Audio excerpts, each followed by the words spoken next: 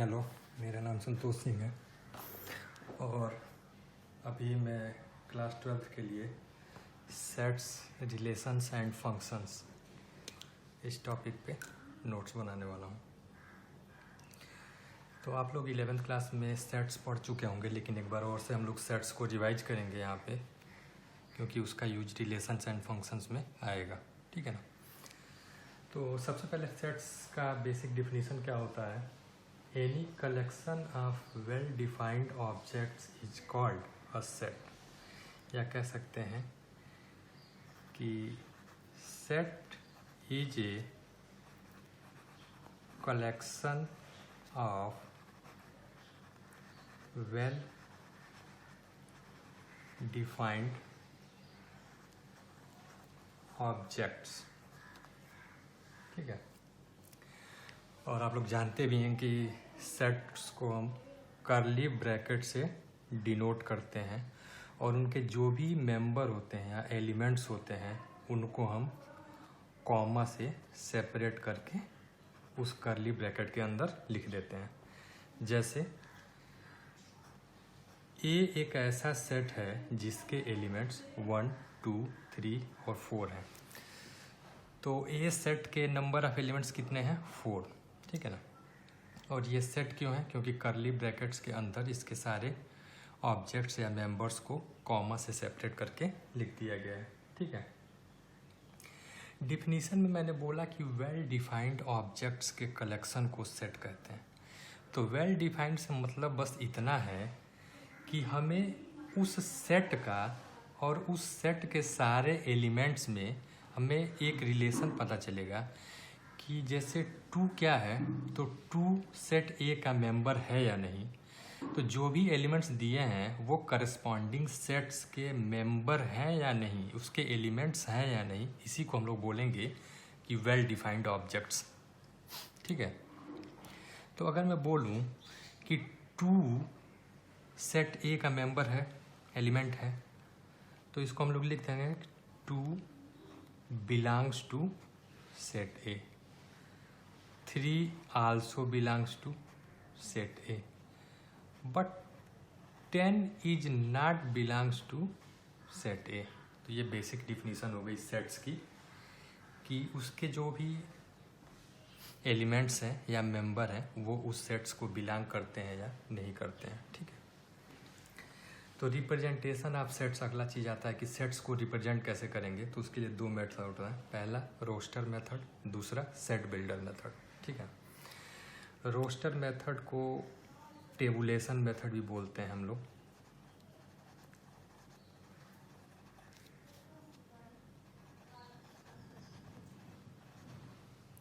Tabulation method से ऐसा है कि मतलब जैसे टेबल टाइप में फॉर्मेशन हो। मतलब रोस्टर मेथड में हमेशा ही कर्ली ब्रैकेट के अंदर सारे एलिमेंट्स को लिखा रहेगा और वो सारे एलिमेंट्स आपस में कॉमा से सेपरेटेड रहेंगे। उसको हम लोग क्या बोलेंगे? रोस्टर मेथड या tabulation method.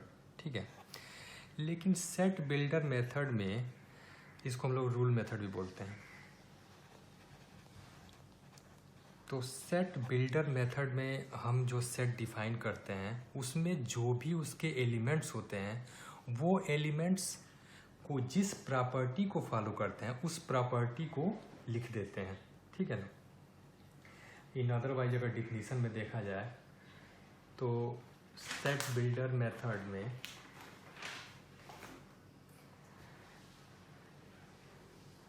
We write the set, आप लोग लिख लीजिए, नोट कर लीजिए। In set builder method we write the set by some special property satisfied by all element।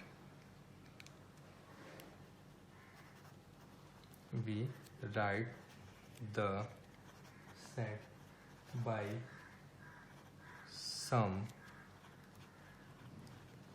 special property satisfied by all elements। ठीक है। जैसे अगर कोई सेट ए है तो उसको हम सेट बिल्डर मेथड में ऐसे लिखेंगे, x such that x comma x belongs to W। ठीक है, तो इसका मतलब कि एक सेट ऐसा है जिसका सारे एलिमेंट्स जो x हैं वो होल नंबर हैं। तो यानी कि ये जो x सेट होगा उसके सारे मेंबर्स 0, 1, 2, 3 से लेके डैश डैश डैश तक रहेंगे। ठीक है, तो ये हमने जो लिखा ये सेट बिल्डर मेथड से लिखा और उसी को हमने यहाँ पे क्या किया, रोस्टर मेथड से लिख दिया। तो ये दोनों अलग अलग मेथड हैं सेट्स को रिप्रेजेंट करने का। ठीक है, उसके बाद से कुछ डिफिनीशंस आती हैं सेट्स में कि जैसे एम्प्टी सेट। तो एम्प्टी सेट एक ऐसा सेट है जिसका कोई भी एलिमेंट ना हो। ठीक है, यानी कि a set consisting of no element या a set having no element is called empty set. ठीक है, अगर फॉर एग्जांपल में कह दें कि कोई सेट ए है x such that x belongs to natural number और x जो है greater than 4 and less than 5। ठीक है, तो सेट ए का जो एलिमेंट्स x हैं वो क्या है, नेचुरल नंबर होगा और साथ में एक और कंडीशन दिया गया है कि वो x 4 से बड़ा है और 5 से छोटा है, यानी 4 और 5 के बीच में लाई कर रहा है। तो ये बताइए 4 और 5 के बीच में कितने नेचुरल नंबर लाई करेंगे, कोई नहीं, 0 होगा, एक भी नंबर लाई नहीं करेगा। तो इस सेट का जो मेंबर होगा वो एक भी मेंबर नहीं होंगे, यानी कि ये एम्प्टी सेट होगा या बोल सकते हैं नल सेट होगा या वॉइड सेट होगा। Empty set, null set, void set तीनों सेम चीज़ है, एम्प्टी सेट की ही डिफिनीशन है। और इसको हम या तो 5 से डिनोट करते हैं या इसी को ऐसे सिर्फ करली ब्रैकेट बना देते हैं और बीच में कुछ नहीं लिखते हैं। तो ये एम्प्टी सेट को डिफाइन करता है अपने आप में। ठीक है, अगर इसका एक और एग्जांपल मैं लिखूं, सपोज दैट एक कोई सेट बी है x such that x is an even prime number and greater than 2। तो इवन प्राइम नंबर ऐसा जो कि 2 से बड़ा हो। तो 2 से जितने भी इवन नंबर होंगे वो प्राइम नंबर तो हो ही नहीं सकते क्योंकि उसका कोई ना कोई फैक्टर 2 हो ही जाएगा। तो ये भी एक एम्प्टी सेट का एग्जाम्पल हो जाएगा, इसको भी हम 5 से डिनोट कर देंगे। दूसरा आता है फाइनाइट सेट। ये कुछ डिफिनीशंस हैं। तो फाइनाइट सेट में हम बोलेंगे कि a set in which process of counting of elements surely comes to an end. एक ऐसा सेट जिसमें process of counting of elements surely come to an end. मतलब एक ऐसा सेट जिसके सारे एलिमेंट्स को काउंट करना पॉसिबल हो, गिना जा सके, उसको हम क्या बोलेंगे, फाइनाइट सेट। ठीक है, इसका एग्जांपल अगर हम बोलें, एक सेट ए है जिसमें x such that x belongs to natural number and x is less than 100। तो इस सेट के कौन कौन से एलिमेंट होंगे, 1 से लेके और 99 तक के जितने भी नेचुरल नंबर्स हैं वो हो जाएंगे और ये सारे एलिमेंट्स को गिनना पॉसिबल है। तो ये एक फाइनाइट सेट हो जाएगा। ठीक है, नेक्स्ट आता है इनफाइनाइट सेट। इनफाइनाइट सेट को हम सीधे सीधे ऐसे डिफाइन कर सकते हैं कि a set which is not finite is called infinite set. In other means process of counting of elements does not come to an end is called infinite set।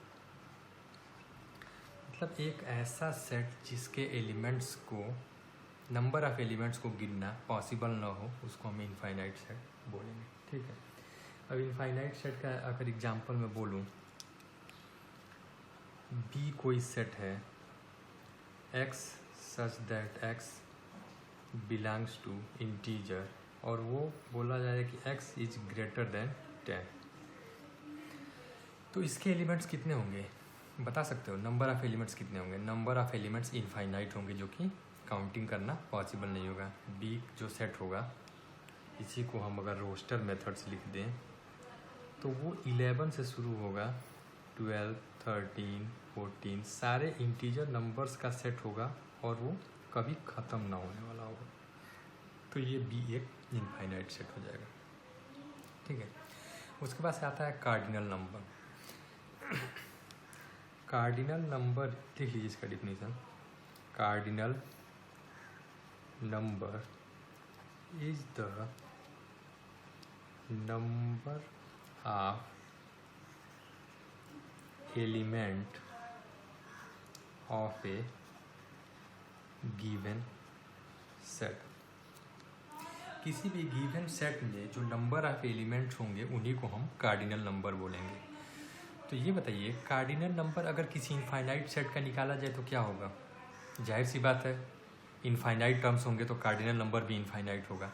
तो इसीलिए कार्डिनल नंबर होल्ड ही करेगा सिर्फ finite set के लिए, क्योंकि उसी के number of terms को हम गिन सकते हैं, यानी उन्हीं का कार्डिनल नंबर होगा, वो कुछ ना कुछ एक वैल्यू अचीवेबल होगा। ठीक है, तो cardinal number is the number of element of a given set and it is denoted by n of ए। इसको हम लोग क्या पढ़ते हैं? कार्डिनल नंबर ऑफ ए, या इसी को पढ़ते हैं number of elements of set A. ठीक है, अगर कोई सेट ए हो जिसके मेंबर्स 1, 2, 3 हो, तो मैं पूछूं कि इस सेट का कार्डिनल नंबर कितना होगा, यानी एन ऑफ ए कितना होगा, यानी number of element of set ए कितना होगा? 3 होगा, 3 होगा। ठीक है, उसके बाद एक क्वेश्चन हम लोग देखते हैं, which of the following is an empty set. इसके 4 ऑप्शन दिए गए हैं, ए बी सी डी करके, और ये रियूल मेथड से लिखा गया है, सेट बिल्डर मेथड से। ठीक है, ये ऑप्शन है x such that x belongs to R, R यानी रियल नंबर, और कामा क्या है? एक्स एक और चीज़ को सेटिस्फाई करता है, x square minus 1 equals to 0। ठीक है, तो यहाँ से देखिए, x belongs to R real number है और x square minus 1 equals to 0, तो यहाँ से क्या आ जाएगा? एक्स की वैल्यू क्या आएगी? एक बार +1 रखिए तो भी 0 आएगा, एक बार -1 रखिए तो भी 0 आएगा। एक्स इक्वल्स टू 1 और एक्स इक्वल्स टू -1। ठीक है, और ये दोनों रियल नंबर हैं ही। तो ये बताइए, इस सेट के कितने एलिमेंट होंगे? 2 एलिमेंट होंगे, एक 1 होगा, एक -1 होगा। तो ये एम्प्टी सेट तो होगा ही नहीं, क्योंकि इसके 2 एलिमेंट होंगे। ठीक है, अच्छा, b option x such that x belongs to real number और x square plus 1 equals to 0। देखिए, एक्स रियल नंबर है, तो एक्स अगर यहाँ पे रियल नंबर हो, पॉजिटिव हो या निगेटिव हो, उसका स्क्वायर करेंगे तो कुछ ना कुछ पॉजिटिव नंबर होगा, और उसमें 1 ऐड करके कभी 0 होगा? नहीं हो सकता। क्योंकि ये 1 पहले से ही है और उसमें कुछ पॉजिटिव नंबर ऐड करेंगे तो ये दोनों का एडिशन जो होगा वो 1 से ज़्यादा ही होगा, 0 कभी नहीं होगा। यानी इसके लिए x कोई भी रियल नंबर इस इक्वेशन को सेटिस्फाई नहीं करेगा, ऐसा कोई भी रियल नंबर नहीं होगा। तो इस सेट में नंबर ऑफ एलिमेंट्स कोई नहीं होगा, यानी यही एम्प्टी सेट हो जाएगा। इसमें देखिए x इक्वल्स टू +3 और -3 दोनों सेटिस्फाई कर रहा है, दोनों रियल नंबर भी है। तो इस सेट का भी 3 और -3 दोनों एलिमेंट हो जाएगा। इस सेट का 2 एलिमेंट -√2 और +√2 हो जाएगा। तो अपना जो आंसर होगा वो बी पार्ट होगा, एम्प्टी सेट होगा, क्योंकि उसका कोई भी x उस गिवन इक्वेशन को सेटिस्फाई नहीं कर रहा है। उसके बाद से कुछ और डिफिनीशंस आता है, equal sets and equivalent set. Equal set किन्हें कहते हैं?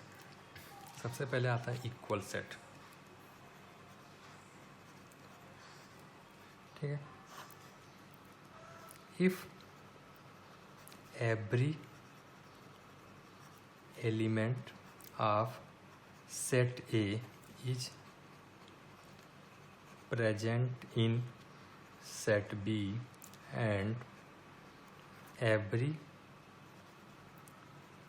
element of set B is present in set A, then A and B will be equal set।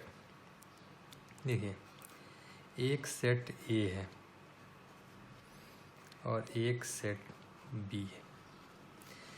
तो A का जो भी एलिमेंट है वो सारे B में प्रेजेंट हों और B के जो भी एलिमेंट हैं वो सारे A में प्रेजेंट हों, तो A और B सेट दोनों आपस में इक्वल बोले जाएंगे, ठीक है। यानी 2 sets A and B will be said to be equal sets if each and every element of set A is present in set B and each and every element of set B is also present in set A, then A will be equal to set B। Next चीज आता है equivalent set.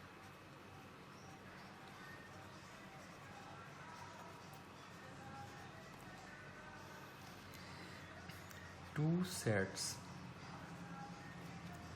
A and B are said to be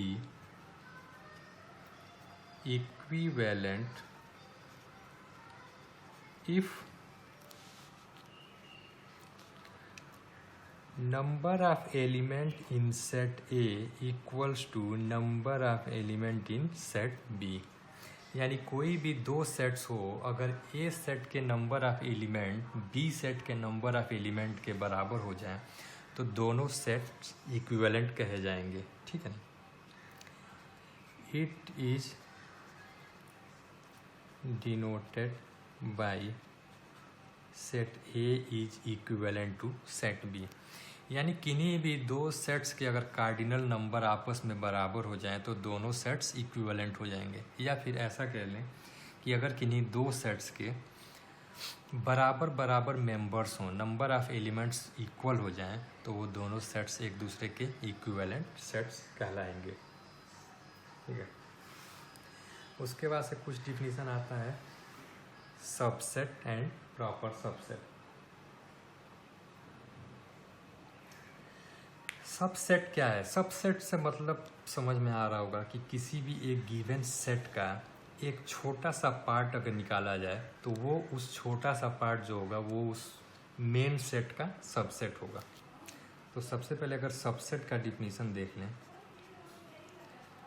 subset का definition अगर हम देखें तो set B is said to B is said to be a subset of set A if every element of set B is present in set A। B A का subset है, यानी ए का ही एक पार्ट है बी, तो B के सारे elements तो ए में प्रेजेंट होंगे ही होंगे, क्योंकि उसी का वो पार्ट है, उसी का टुकड़ा है। तो इसलिए हम क्या बोलेंगे कि B is a subset of A. ठीक है, it is denoted by B is subset of ए। इसको कैसे पढ़ा जाएगा? B is subset of A. ठीक है, फॉर एग्जाम्पल अगर ए हो 1 2 3 4 और बी हो 1 2 4, तो बी के जितने भी एलिमेंट हैं वो सारे ए में प्रेजेंट हैं 1 2 4। तो हम क्या बोलेंगे? B is a subset of A. अच्छा, बी ए का सबसेट है, इसी को हम दूसरे तरीके से क्या बोल सकते हैं कि A is a superset of B. ठीक है, बी ए का सबसेट है तो ए क्या है? ए बी का सुपर सेट है।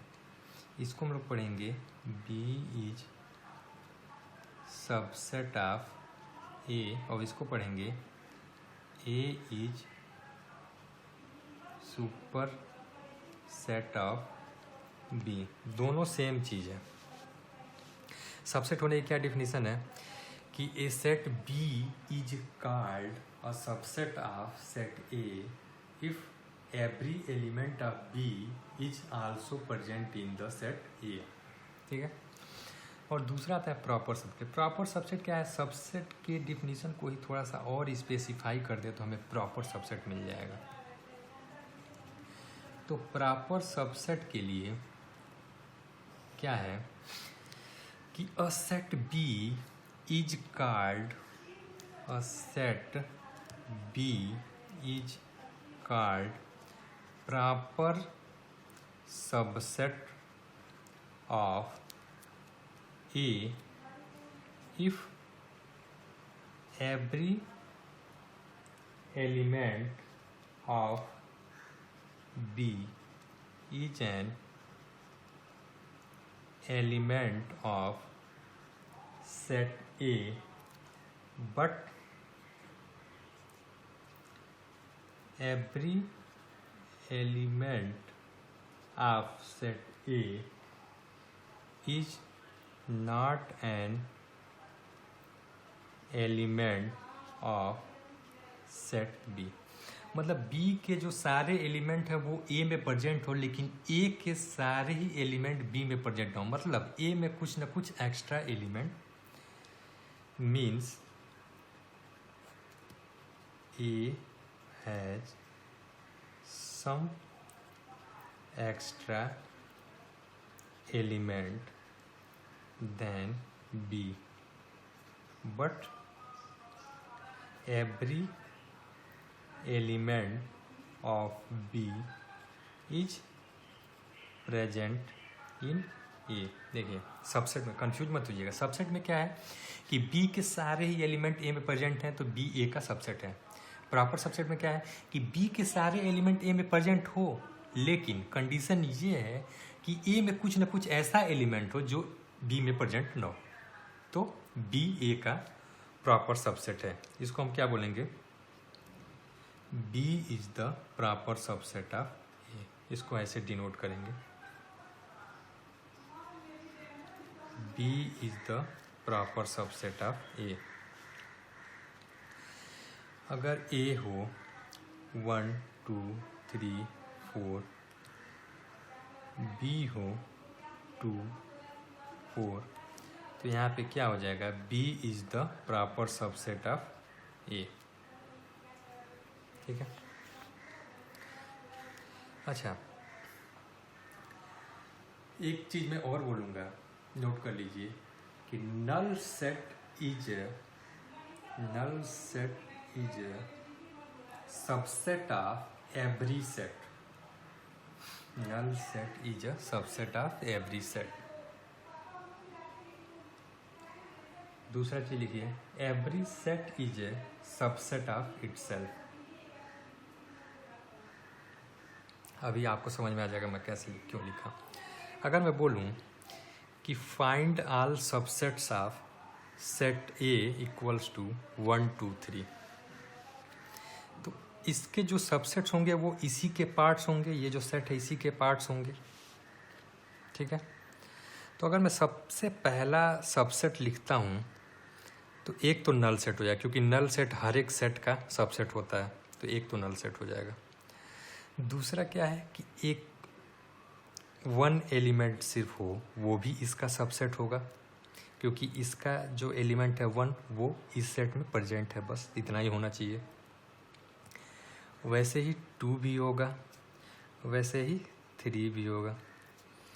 वैसे ही अगर 2 एलिमेंट एक साथ लिखा जाए तो 1 हो और 2 हो, ये भी 1 और 2 इसके जो एलिमेंट हैं वो इस सेट में प्रेजेंट हैं, तो यानी 1 और 2 जो ये सेट है इस सेट का सबसेट होगा, ठीक है। 2 और 3 भी होगा, 3 और 1 भी होगा, और तीनों ले लें तो वो एक ही पॉसिबिलिटी होगी 1 2 3। तो क्या 1 2 3 इसके तीनों एलिमेंट इस सेट में प्रेजेंट हैं कि नहीं हैं? तो क्या ये जो सेट है ये इस सेट का सबसेट है? बिल्कुल होगा। तो अगर मैं बोलूं इसके और कोई सबसेट पॉसिबल हैं? नहीं। तो इसके टोटल नंबर ऑफ सबसेट्स कितने हुए? 1 2 3 4 5 6 7 8, ठीक है। जो सेट्स गिवन था उसमें number of elements of set ए कितना था? 3। तो टोटल नंबर ऑफ सबसेट्स कितना हुआ? 2 की पावर 3 यानी 8। तो यहाँ से अपना एक स्टैंडर्ड आ जाता है, if set is having number of elements equals to n, then its total number of subsets equals to 2 की पावर n, ठीक है। अच्छा, इसमें से कितने, सेम क्वेश्चन को अगर हम एक बार और देखें, एक सेट ए ये था, उसके हम टोटल नंबर ऑफ सबसेट्स निकालें जो कि 8 हुए और वो लिख दिया है। तो अगर total number of proper subsets लिखना हो तो कौन कौन से होंगे? देखिए, प्रॉपर सबसेट की क्या डिफिनेशन होती है कि जो भी उसके एलिमेंट्स वो सारे गिवन सेट में होने चाहिए, और गिवन सेट में कुछ ना कुछ ऐसा एलिमेंट होना चाहिए जो बी में न हो। तो देखिए, ये तो नल सेट है तो ये तो होगा ही होगा। ये देखिए 1 इसमें है लेकिन 2 3 एक्स्ट्रा है जो कि इसमें नहीं है, तो ये भी प्रॉपर सबसेट होगा, ये भी प्रॉपर सबसेट होगा, ये भी प्रॉपर सबसेट होगा, ये भी होगा, ये भी होगा, ये भी होगा। ये देखिए 1 2 3 तीनों एलिमेंट्स इसमें होने चाहिए हैं, लेकिन इसमें कुछ एक्स्ट्रा ऐसा होना चाहिए जो कि इसमें ना हो, ऐसा कुछ एक्स्ट्रा नहीं है, तो ये इसका प्रॉपर सबसेट नहीं होगा। तो अगर मैं बोलूं कि कोई ऐसा सेट जिसके नंबर ऑफ एलिमेंट्स n हैं, तो टोटल नंबर ऑफ सबसेट कितने हुए? 2 की पावर n, और total number of proper subset कितने होंगे? 2 की पावर n माइनस 1, यानी टोटल नंबर ऑफ सबसेट 8 हुए, तो total number of proper subset जो होगा वो 7 होगा, ठीक है। यानी कोई भी सेट दिया हो तो हम उसके सेट के नंबर ऑफ एलिमेंट्स के आधार पे हम उसके टोटल नंबर ऑफ सबसेट और total number of power subset निकाल सकते हैं। जैसे नेक्स्ट क्वेश्चन लेते हैं, find the total number of non empty subsets of set this, ठीक है। तो सबसे पहले सबसेट निकालना है, ठीक है। तो ये बताइए इसके नंबर ऑफ एलिमेंट कितने हैं। Number of element of set ए कितने हैं, 1 2 3 4, ठीक है। तो टोटल नंबर ऑफ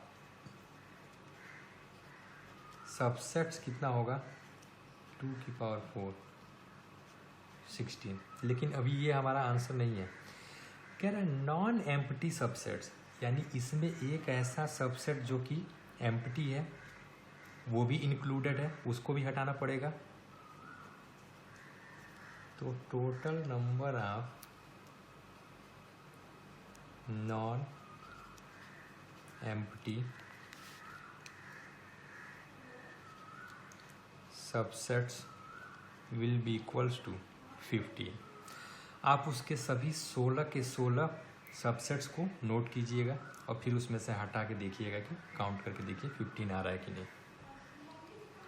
कैसे हुआ, इसके नंबर ऑफ एलिमेंट्स 4 हैं, तो टोटल नंबर ऑफ सबसेट कितने होंगे, 2 की पावर 4 यानी 16। लेकिन पूछ क्या रहा है, नॉन एम्प्टी सबसेट्स, यानी इसमें एक जो एम्प्टी है वो भी इंक्लूडेड है, तो उसको हटा देंगे तो total number of non empty subsets जो होंगे वो 15 हो जाएगा, ठीक है। नेक्स्ट चीज डिफिनीशन आती है पावर सेट।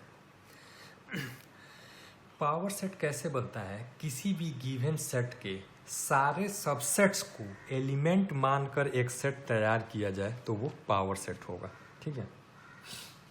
यानी कोई भी अगर सेट ए गिवन है तो उसके सारे सबसेट्स को एलिमेंट समझकर अगर एक सेट को मैं लिखूं तो वो सेट उसका पावर सेट। देखिए power set is formed by power set is formed by all subsets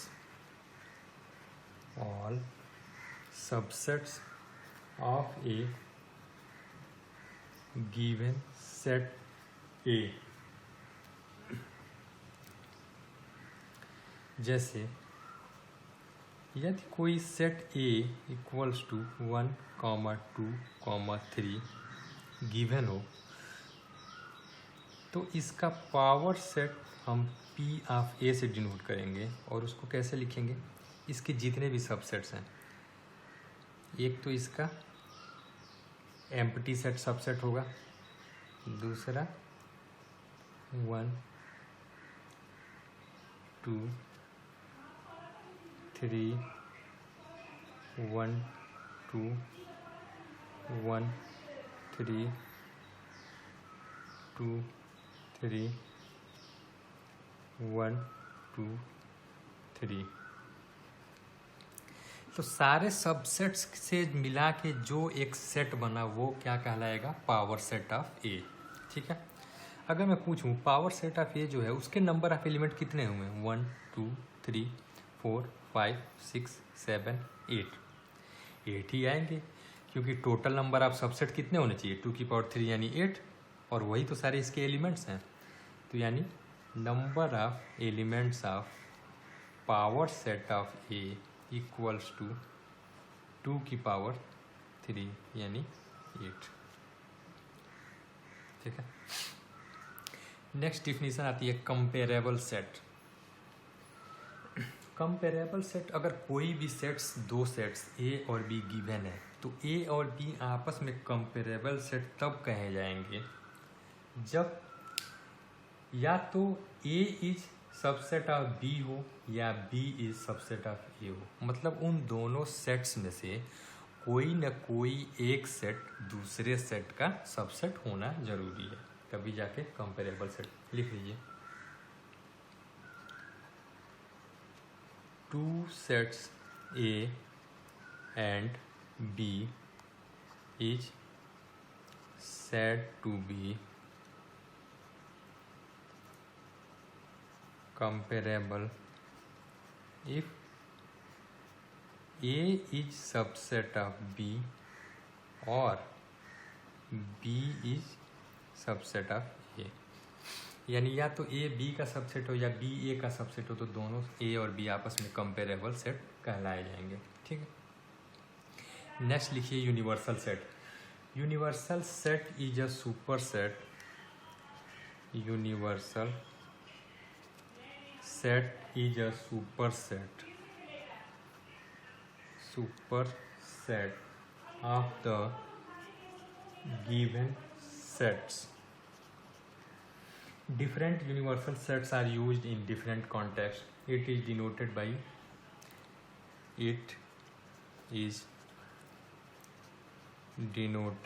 by S और U।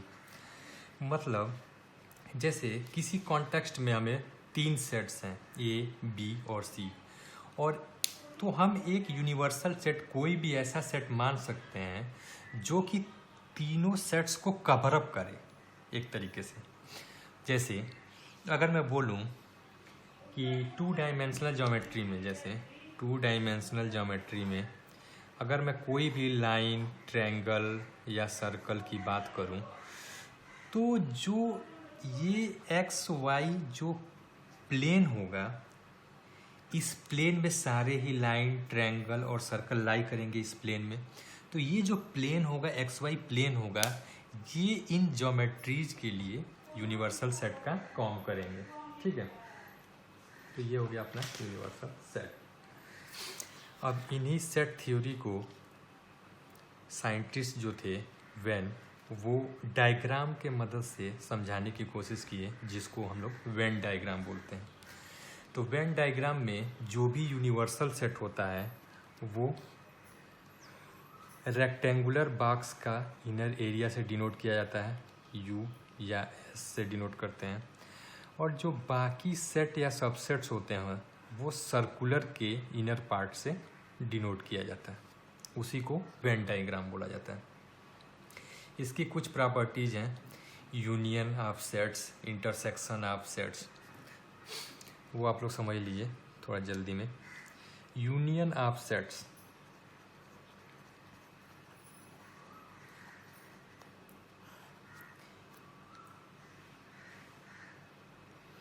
Union of 2 sets A and B is denoted by AUB। अगर ऐसा लिखा है तो इसको हम क्या रीड करेंगे, A यूनियन B। मतलब A यूनियन B सेट के वो एलिमेंट्स होंगे जो या तो A में प्रेजेंट हों या B में प्रेजेंट हों या दोनों में प्रेजेंट हों। Elements of A union B are elements of A और elements of B are elements of both A and B। मतलब अगर एक सेट A 1 2 3 4 हो, दूसरा सेट B हो 3 4 6 7, तो मैं क्या बोलता हूँ, A यूनियन B के जो एलिमेंट्स हैं वो सारे एलिमेंट्स होंगे जो A में हो, वो सारे एलिमेंट होंगे जो B में भी हो या दोनों में हो। तो 3 और 4 दोनों में, वो भी हो जाएगा 6 7। यूनियन, अगर इसको रिप्रेजेंट करना हो वेन डायग्राम से, तो ये यूनिवर्सल सेट हो जाएगा रेक्टेंगुलर बॉक्स से, ये A हो जाएगा, ये B हो जाएगा। तो जो एलिमेंट्स A में है वो भी होंगे, जो A और B दोनों में है वो भी होंगे, और जो B में हों वो भी होंगे। तो ये जो शेडेड पार्ट होगा वो A यूनियन B होगा। ठीक है, नेक्स्ट चीज आता है intersection of sets. Intersection of sets, intersection of sets में लिखिए, it is the set of all elements, it is the set of all elements common to both sets A and B। अगर पिछला example ले लें, ए 1 2 3 4 था, B 3 4 6 7 था, तो दोनों में जो कॉमन होगा वो होगा ए इंटरसेक्शन बी। इसको हम ऐसे डिनोट करेंगे, ए इंटरसेक्शन बी। और उसके एलिमेंट्स क्या होंगे जो दोनों में कॉमन हो, 3 और 4। और अगर डायग्राम, वेन डायग्राम से समझने की कोशिश किया जाए तो ये यूनिवर्सल सेट हो जाएगा, ये ए हो जाएगा, ये बी हो जाएगा। तो जो दोनों में कॉमन है वो शेडेड पार्ट ये हो जाएगा। इसको हम लोग ए इंटरसेक्शन बी बोलेंगे। ठीक है। नेक्स्ट डिफिनीशन आता है डिसजॉइंट सेट्स। तो दो सेट्स ए और बी डिसजॉइंट सेट्स जब बोले जाएंगे जब उन दोनों के बीच कोई भी एलिमेंट्स कॉमन न हो, यानी वो दोनों कहीं भी आपस में एक दूसरे को कट न करें। ऐसा समझ लो, कहीं भी कट न करें तो उन दोनों में कोई भी एलिमेंट्स कॉमन नहीं होगा, यानी ए अलग हो बी अलग हो, तो हम क्या बोलेंगे कि ए और बी दोनों डिसजॉइंट सेट्स हों। यानी मैं ऐसे बोल सकता हूँ कि ए इंटरसेक्शन जो बी होगा सेट होगा वो क्या फाई होगा।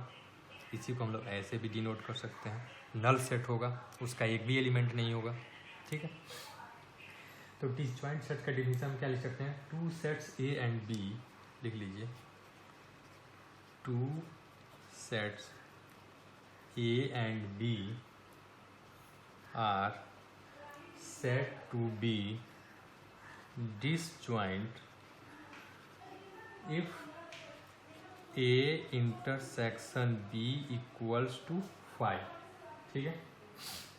यानी उन दोनों में कुछ भी एलिमेंट्स कॉमन ना हो तो वो दोनों सेट्स एक दूसरे के डिसजॉइंट सेट्स कहलाते हैं। थोड़ा बहुत और डिफिनीशंस आगे आता है difference of sets. Difference of sets को हम वेन डायग्राम से ऐसे समझ सकते हैं, देखिए ये ए है, ये बी है, ये यूनिवर्सल सेट है।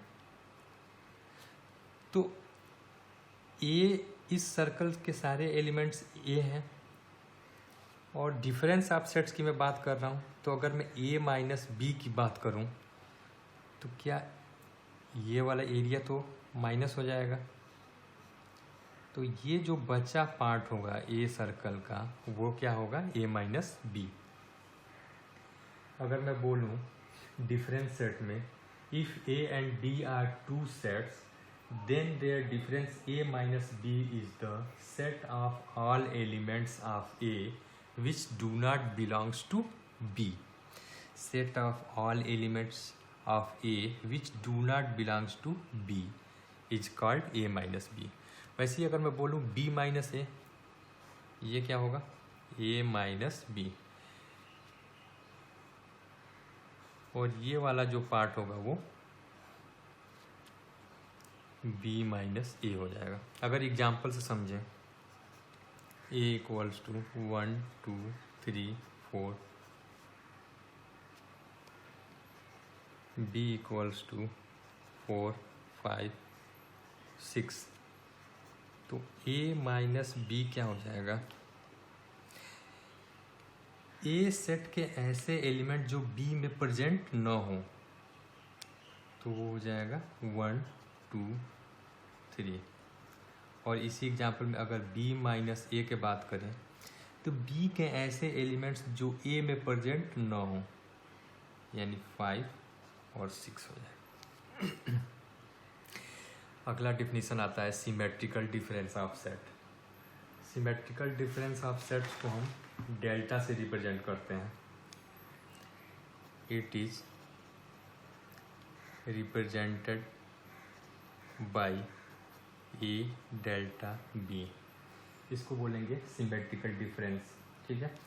और ए डेल्टा बी का जो वैल्यू होता है वो A minus B union B minus A के बराबर हो जाएगा। ये एक टर्म है जो आप लोग याद रखेंगे, A delta B symmetrical difference of sets होता है। दो सेट्स ए और बी गिवन है, तो ए डेल्टा बी की जो वैल्यू होगी A minus B union B minus A के बराबर होगी। लास्ट एग्जांपल से अगर हम देख लें तो ए डेल्टा बी की value A minus B 1 2 3 union B minus A 5 6, तो 1 2 3 5 6, ये हो जाएगा सिमेट्रिकल डिफरेंस। नेक्स्ट हेडिंग आता है complement of sets. Complement of set हम इसको बोलेंगे कि अगर कोई U एक यूनिवर्सल सेट गिवन हो तो A को हम कम्प्लीमेंट ऑफ सेट ऐसे डिफाइन करेंगे, if U is a universal set then complement of A, इसको A डैश से भी रिप्रेजेंट करते हैं या A की पावर C से भी रिप्रेजेंट करते हैं। कम्प्लीमेंट ऑफ A जो होगा वो U माइनस A के बराबर हो जाएगा। वेन डायग्राम से एक बार देख लें।